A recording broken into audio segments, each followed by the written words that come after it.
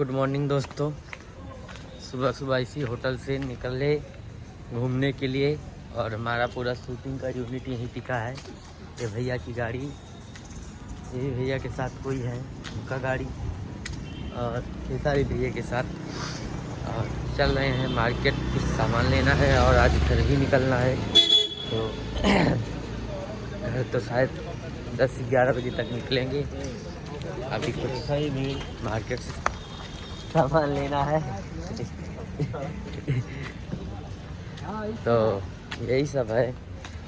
अब next film हमारी 14 तारीख से है, उसके लिए आना है, घर जाके कुछ तैयारी करना है फिल्म के लिए, डायलॉग वायलॉग लेके सारा कुछ देखना है और ऐसे ही आपको इंटरटेनमेंट हम करते रहेंगे, कुछ ना कुछ दिखाते रहेंगे। शूटिंग से रिलेटेड सॉन्ग, गाना, शॉर्ट वीडियो सारा कुछ इसी चैनल पे मिलेगा। आप लोग इसको सब्सक्राइब करें, लाइक करें, बेल आइकन घंटी दबाएं, सारा कुछ करें। जय हो, बाय बाय।